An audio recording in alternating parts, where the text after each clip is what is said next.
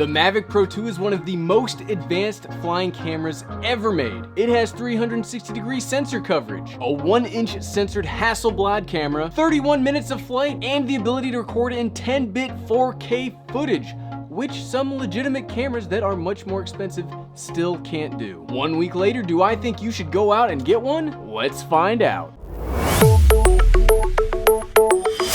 What's up everyone, I'm the Everyday Dad, and if I can figure it out, you can figure it out. I've now had and flown the Mavic 2 Pro for about a week now. For me, this works out to 4 separate flights of full battery use. I live in the heart of flight restrictions, so it's a little harder for me to get out and go flying as it once used to be, which kinda stinks. But let's talk about what I both like and dislike after 1 week of flying around this brand new drone. Well, first off, I wanna say that this is an amazing drone. There's no two ways about it. The image quality is fantastic.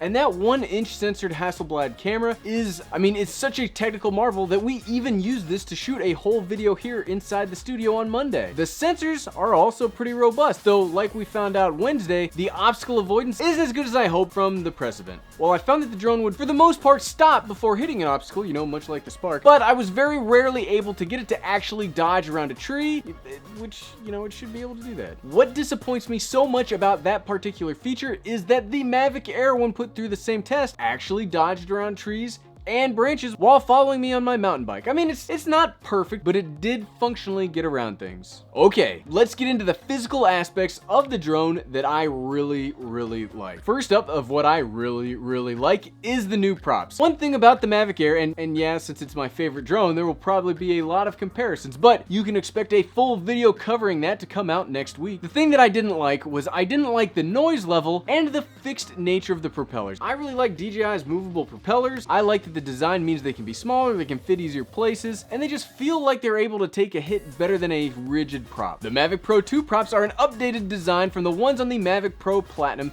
and they are quiet. I really like quiet drones, and though these ones are a little beaten up, that's only because they chopped down a few trees keeping up with me earlier in the week. They were mowing down trees to keep up with me. That was pretty awesome to see. Something else, and this is more of a Mavic Pro line in general, is that I like the battery is mounted on top. This means when in flight, you don't have to get freaked out that a strong gust of wind or a mechanical failure will drop your battery and thus your whole drone. Now, I've never personally had that happen, but better safe than sorry when it comes to drones is, that's one of my big philosophies. The sensors.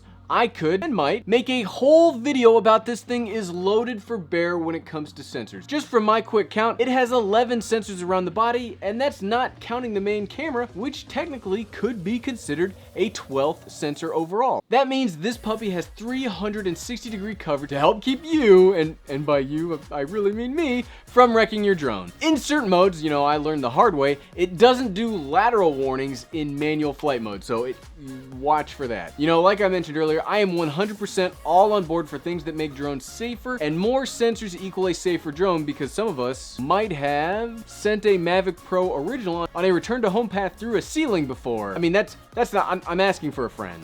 What? And the last physical thing about the drone I want to mention is the SD card slot. I hated the placement of the SD card slot on the Mavic Air, and I really didn't like that you had to move the arms out of the way on the old Mavic bodies to get at the SD card. Here it is really easy to get to just yank it out and get going. Anything that reduces friction in my video workflow is definitely a big deal in my book. This isn't a physical aspect about the drone, but easily the best thing about the Mavic 2 is something, we all know this, it's the camera. It's legitimately a technical wonder. You could use it as a solo camera for things because it's just pretty darn awesome. The 1-inch sensor means that this is hands down the best low light travel drone out there, and it even beats some non-travel big drones. The image quality is nice and sharp, and the mechanical aperture is an actual game changer when it comes to these types of drones. It means you don't really need as much ND, or maybe you don't even need any ND. In reality, this is basically a traveling, flying RX 100 camera.